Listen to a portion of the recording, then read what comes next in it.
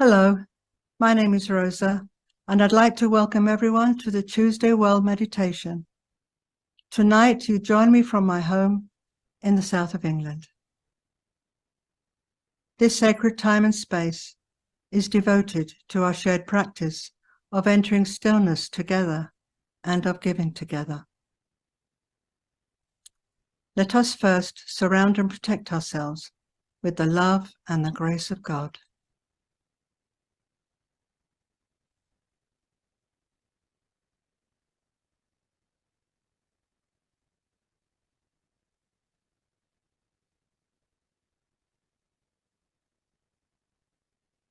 Before we begin the meditation, I'd like to share a passage from the new message from the book, Preparing for the Greater Community, Chapter 8, Developing a Greater Community Perspective and Understanding. If you could stand outside your world looking in, you would see that life is very different from what people believe in. You would see that the Creator is at work everywhere in the universe and is not preoccupied with human affairs and aspirations. You would see that your world is but another of many, many evolving worlds. It is, in fact, one of many worlds that are now in the process of emerging into the greater community. You would see the greater risks involved, and you would see that the human population is ignorant of its condition. And you would feel compelled to act, to educate people, and to provide the perception that you have and the understanding that you have gained. If you could stand outside yourself and look in, you would be able to take an honest and fair appraisal of your strengths and weaknesses. And you would see how much you need to become strong with knowledge, how much you need to find knowledge and discern it from the other prevailing motivations in your mind. You would see how you would need to define and develop your own mental environment and clarify your relationships with others and devote yourself only to those people with whom you share a greater purpose and meaning in life. If you could stand outside yourself, you would see that knowledge lives within you and is waiting to emerge, and that you are struggling to allow this emergence to occur. If you could stand outside yourself looking in, really, not as you look as another person, but as you yourself from the outside looking at you, you would see how much your thoughts and your activities are influenced by the prevailing attitudes, beliefs, and manipulations of others. You would see how rare it is when you have original thoughts, and how difficult it is to achieve a state of clarity within a sea of influence in the mental environment. Gaining a greater community perspective and understanding is like standing outside the world and looking in. And it is like standing outside yourself and looking in.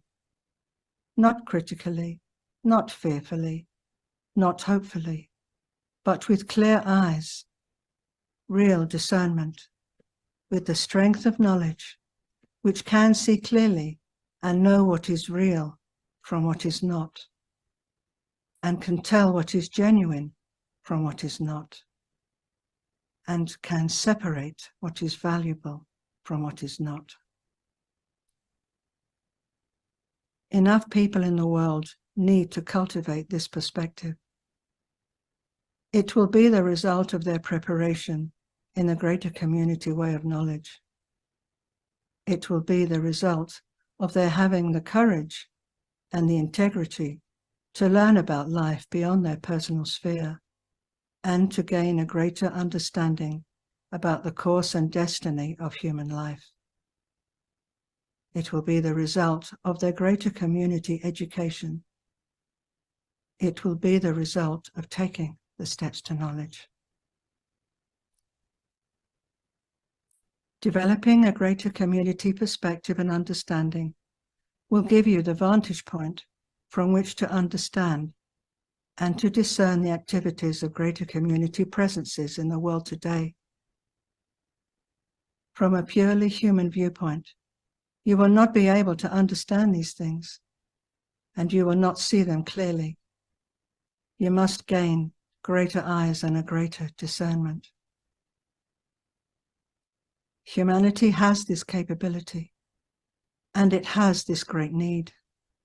You can do this. It can be done, and it must be done.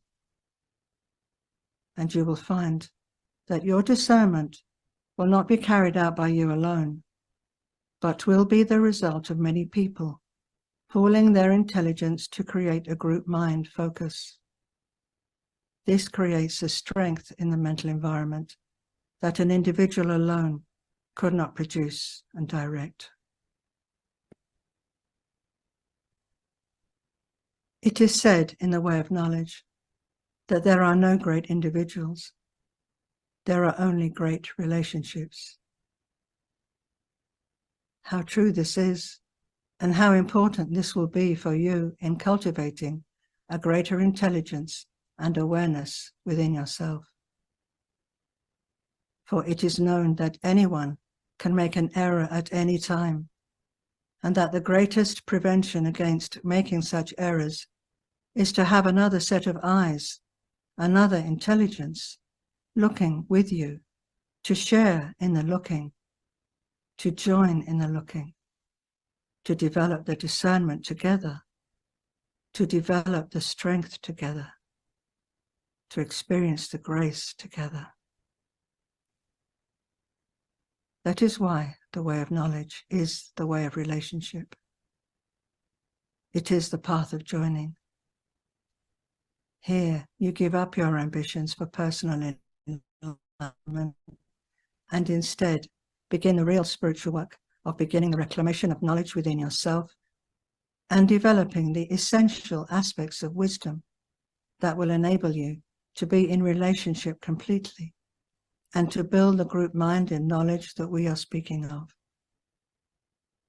Ultimately, what will enable humanity to establish itself in a greater community and to maintain its self-determination within this larger mental and physical environment is to develop a group mind experience, not based upon political persuasion, not based upon religious ideology, not based on the machinations of government, but upon the essential nature of knowledge within each person.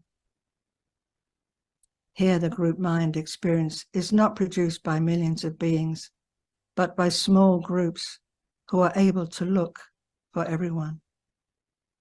They are the watchtowers. They are the telescopes. They are the microscopes. They are the magnifiers of experience. Here humanity can gain not only a position of survival, but a position of advantage. For your visitors, though highly technically skilled and with great social cohesion, cannot offset the effects of knowledge itself. Indeed, ultimately, you may be able to influence them for the good. But until that time, you must be able to counter the effects of their presence and learn what it means in terms of the priorities of your life and the conditions that it will establish for the future. There is great promise for humanity, despite the grave risks it is facing now. But do not let this take from your attention that the need for preparation is vital. Let this not dissuade you from what you must do. Let this not give you false confidence. Greatness is achieved through great activity and through great relationships. It is the great activity and the great relationships that must be emphasized now.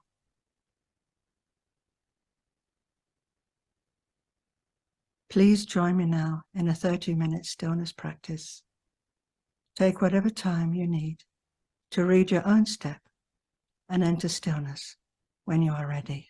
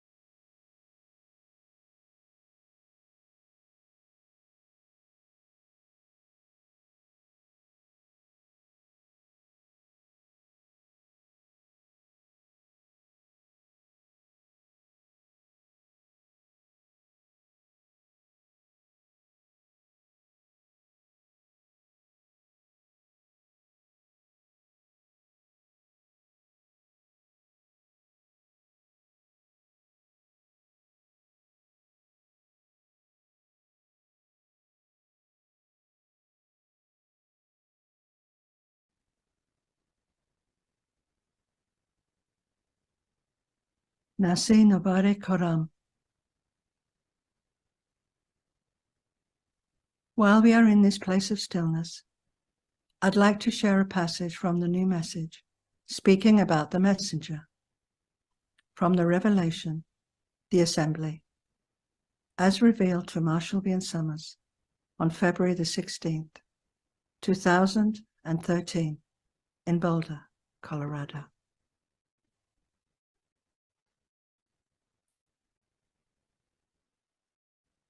There is the great assembly, the angelic presence that watches over this world and has watched over this world for a very long time.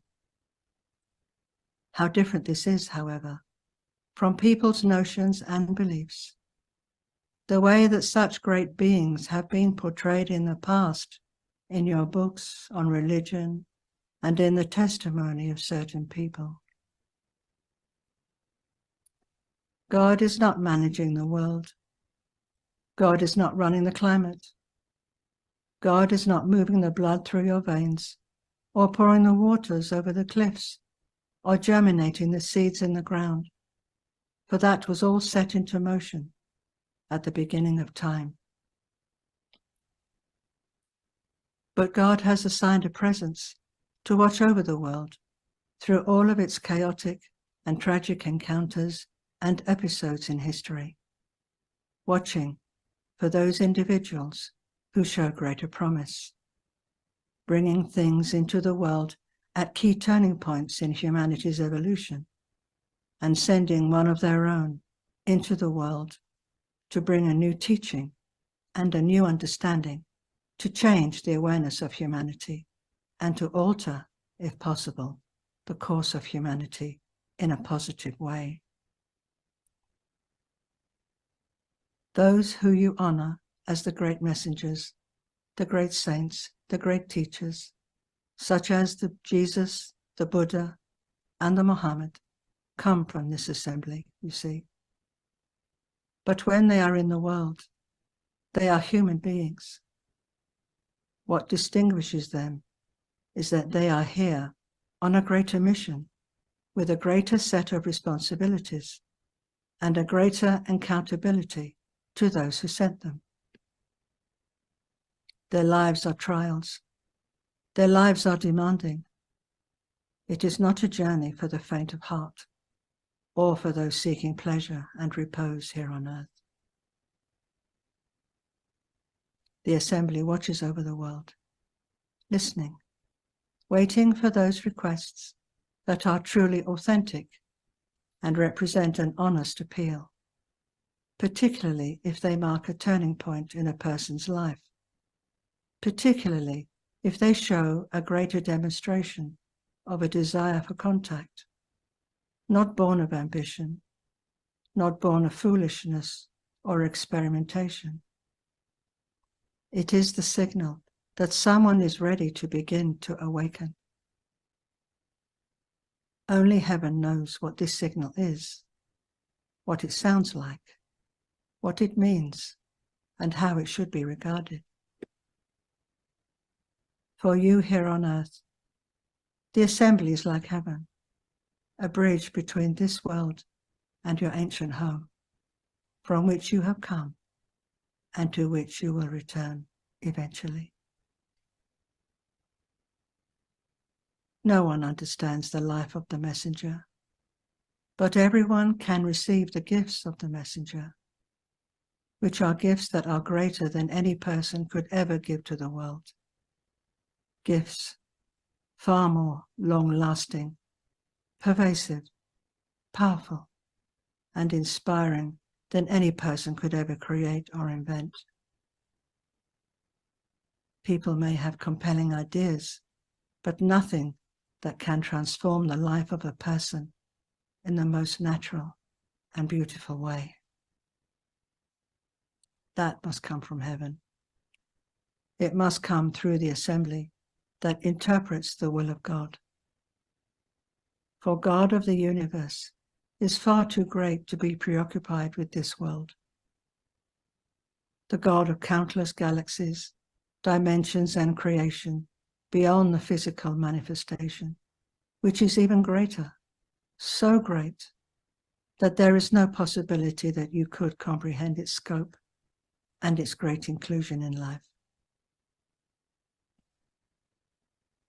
A messenger is in the world. He has been in preparation for a very long time to receive the revelation, for it is the largest revelation ever given to humanity, given now to an educated world, a literate world, a world of global communication, a world of global awareness to a certain degree. It is the first time in history that a message has been given to the whole world all at once, for it must reach the world in a short period of time to prepare humanity for the great change that is coming to the world and for the meaning of its encounter with intelligent life in the universe, which is occurring in the world already. But the messenger faces great difficulties, the same difficulties all the previous messengers faced: disbelief, antagonism, rejection, ridicule. People cannot see that the greatest event in the world is occurring in their midst. They think it is a violation of their ideas, a challenge to their beliefs. They think it will undermine their wealth, their power, and their prestige in the world, when in fact it offers the greatest promise of redemption they could ever receive, and the greatest preparation for a future that will be unlike the past in so many ways. The assembly watches and guides the messenger, for his importance in the world cannot be underestimated. His importance in the world cannot be overestimated. The assembly will speak through him to bring the revelation into the world, and they will speak as one, because the message is everything. If this can be recognized by enough people, heeded and followed by enough people, humanity will have the power to turn away from disintegration and endless conflict and war, to build a new foundation for the future. The revelation has given the vision for this greater world for humanity, but it will be a very different world. It will require great power, courage, and honesty to create it and to sustain it in a universe where there are powerful forces and where freedom is rare. Only God knows how this can be done. Only the assembly understands these things. The assembly watches over the world. Call to the assembly, not casually, for they will not hear you, not to fulfill your ambitions, your dreams, or your fantasies, for they will not hear you. You must pray with your heart and your soul. Only then can your voice reach them, for they only know what is true, honest, and pure. They cannot be manipulated. They cannot be corrupted. They cannot be influenced. You cannot make a deal with them, for you must have the strength to receive their counsel in time and carry it forth without compromise, without corruption. That is how strong you will have to be part of a greater force for good in the world. The assembly watches and waits for those who can respond to the message that God is sending into the world at this moment. For the messenger is now coming forth to speak, to proclaim, and to teach the revelation. He has been withheld for a long time until the message was complete. Now it is complete, and the world is in great need of it, greater than you could realize at this moment. The messenger represents the assembly, though he is a human being, and though he is imperfect, for all human beings are imperfect. He has made mistakes, but all the great messengers have made mistakes. It is the power of heaven within him that is his strength, that is his banner, that is his shield. You cannot destroy his body. You can destroy his body, but you cannot destroy his message. And you cannot destroy what he is bringing into the world and the power and the presence that has sent him here. The power and the presence that waits for you to respond. For the gift is now before you, and heaven watches and waits to see who can receive, who can recognize, who can take the steps to knowledge and receive the gift of a greater life in a world that grows darker and more uncertain with each passing day.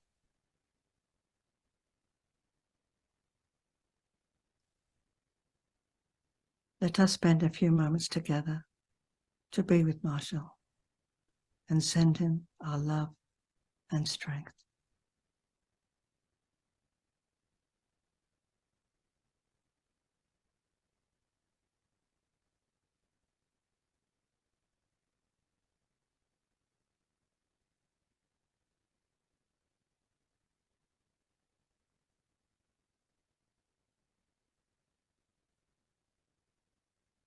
Now see if there are others in the world or in your life who need to receive this strength as well.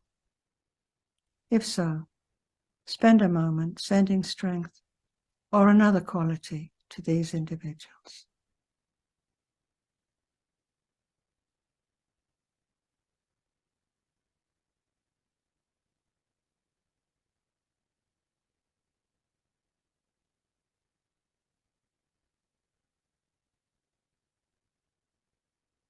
Nasina Varikara. Thank you all for coming.